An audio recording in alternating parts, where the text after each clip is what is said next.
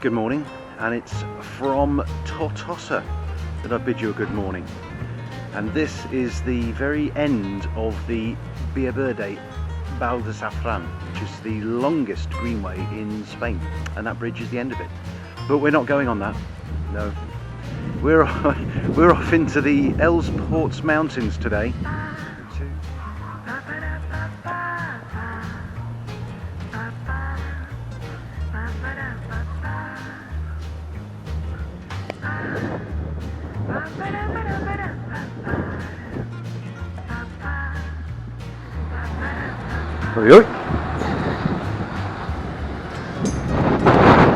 Very intense smell of olives here. That's because that is the largest olive press in the region. I also wanted to show you this mountain, which is very much the elephant in the room. It's Mount Caro. It's the largest mountain in the area. It's bloody massive, and it's got a road up it. And it is the local HC climb, and it's just not one I think I can face. It's nearly 1,500 metres high. Wow, it's windy. It's not supposed to be any wind today.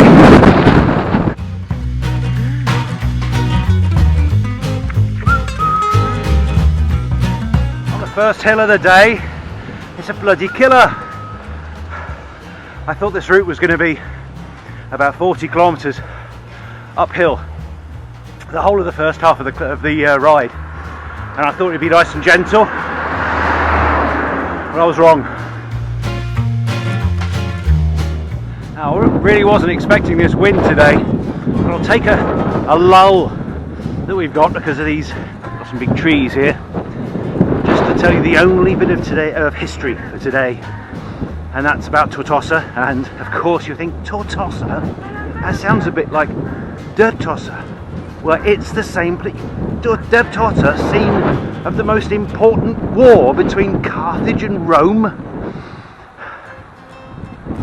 It was the Scipio brothers on the side of the Roman Republic. This was around 250 BC, and they were fighting Hannibal's brother, who had a funny name I can't remember now, and he was massing forces to reinforce his brother Hannibal, who just invaded Italy, famously over the Alps with his war elephants. Before he got a chance to reinforce, the Scipio brothers descended on him, and there was a big battle at Tortosa, in particular between their two navies. The Carthaginians had mounted a surprise attack of 27 quinqueremes, really big galleys with 300 rowers aboard, but their surprise attack was surprised by one of the Scipios, who'd managed to field 55 quinqueremes against the Carthaginians, and he sank the lot, and that pretty much was the end of the Carthaginians, really. But that, some of you may be pleased to learn, is the end of today's history lesson. And instead we're going to be seeing a lot of these very nicely pruned olives. We're going to see tens of thousands of olives.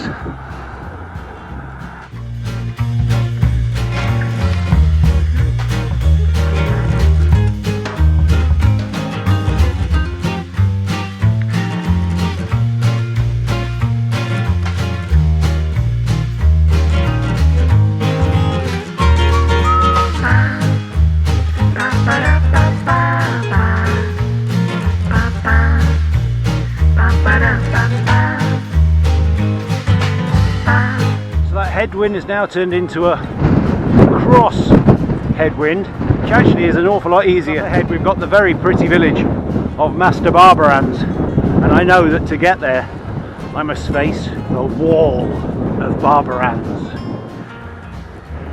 There's Master Barbarans. I guess the wall is the hill leading up to it. Straight into the teeth of the gale.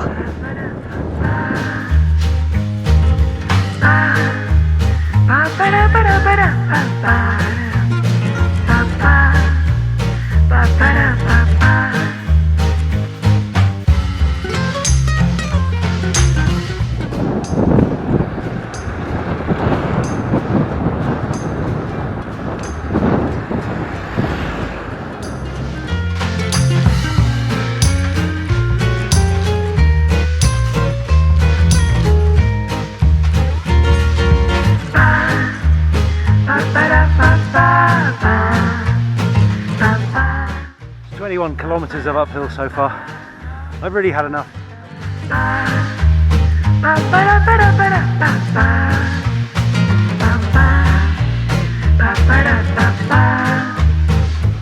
Oh, it's making the most of a really welcome little descent, just to sit up, stretch my back a little.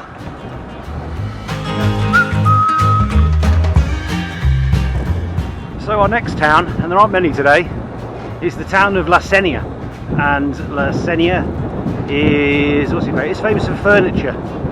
They made the most of the property boom in the 1970s here in Spain to provide the furniture for all those houses. And it boomed. Unfortunately, in the recession that's come afterwards, it's plummeted again, unfortunately. Mobles means furniture, by the way. In the Civil War as well, the German Condor Legion were based here. In case you didn't know, the German Condor Legion were a bunch of fascists, German Air Force. But they stationed here so they could practice their blitzkrieg and blitz tactics on the Spanish civilians before they started using them in the Second World War against everyone else. Now I wanted to come this way because this is a hermitage, and I think it's just about the smallest hermitage I've ever seen. Wow.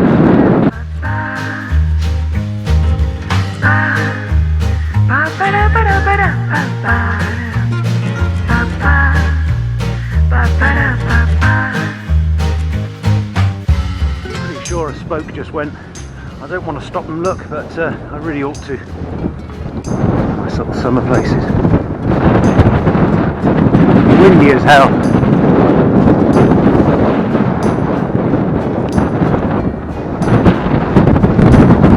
This bit. But I can because I have my cleat protectors. They're fantastic. Everyone should buy a pair. We're going down here because it's a very popular swimming spot in the River Senia. Apparently, I've never been in.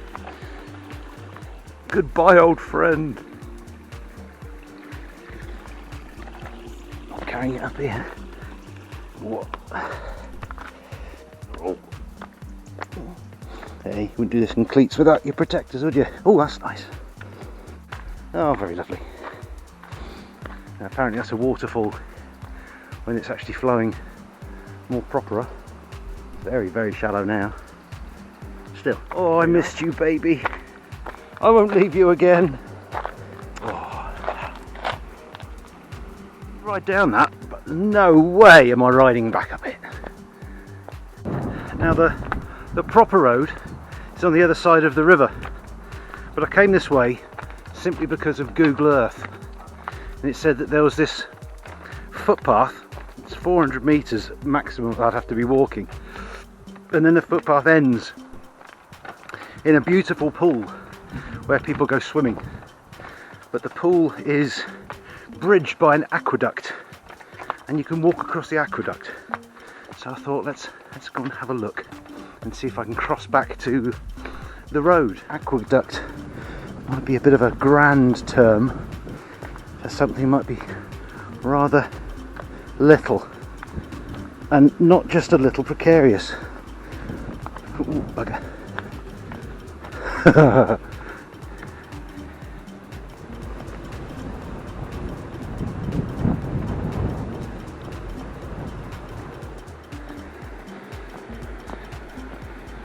I know some of you be cycling this. Well, not me.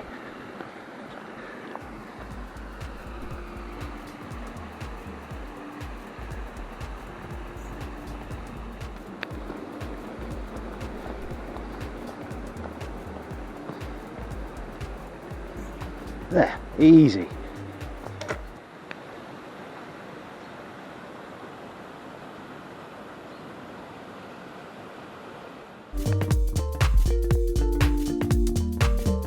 I know some of you would ride this, but not me. Oh, that's spiky, that's sarsaparilla. Horrible spiky stuff. Vicious.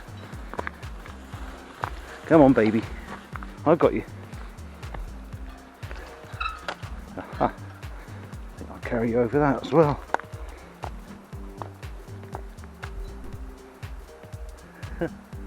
Now I've got to go back because I've lost one of my I've lost one of my cleat covers. Oh, bugger it.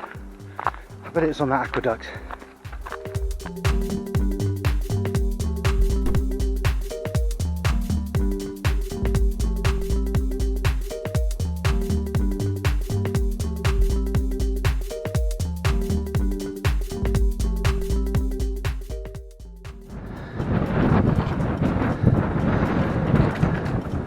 Empty, posh people's houses up by the river. So I'm now on what will be, when I have the legs, my first 1,000 metre climb. Today I'm just going to see how far I can get and then turn around and head back for the coast. I should point out these aren't the Pyrenees. These are nothing like the Pyrenees, but they are very, very lovely. These are the Ports de Bicêtre.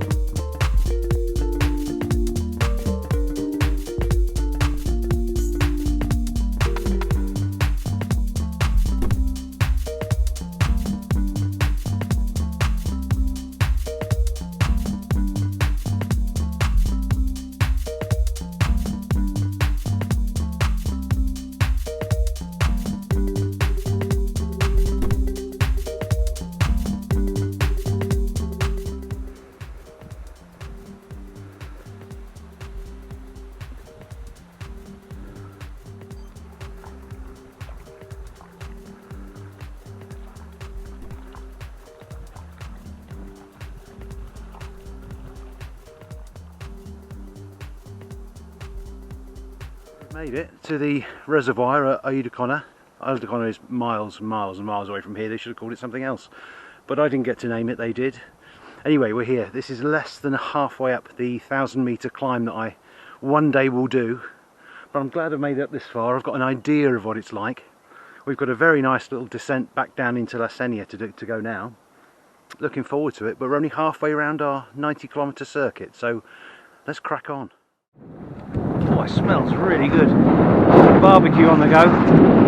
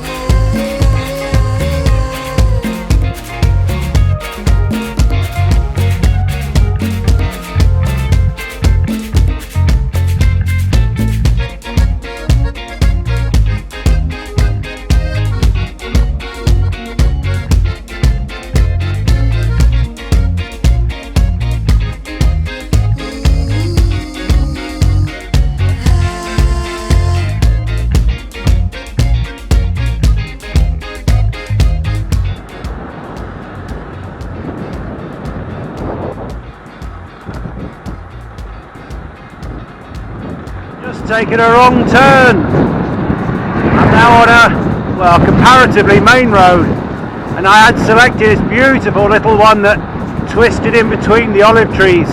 and actually took us past one of the oldest olives in the area, which was here when Hannibal went by with his war elephants 2,000 years ago. I can show you all of the closed down outlet furniture shops instead.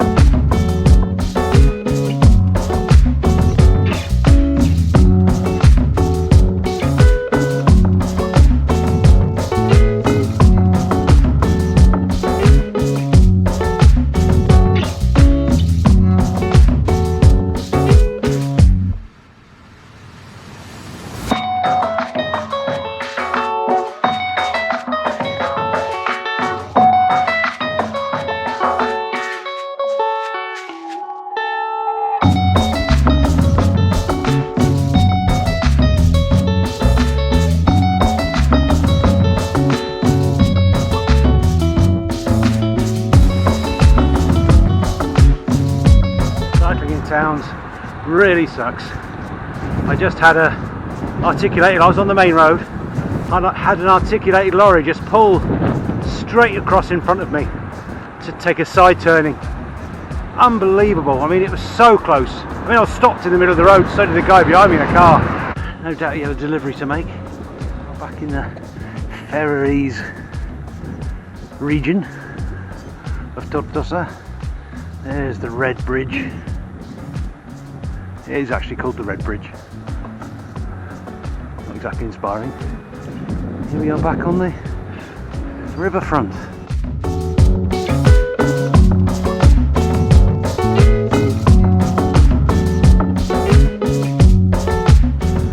So that's me done.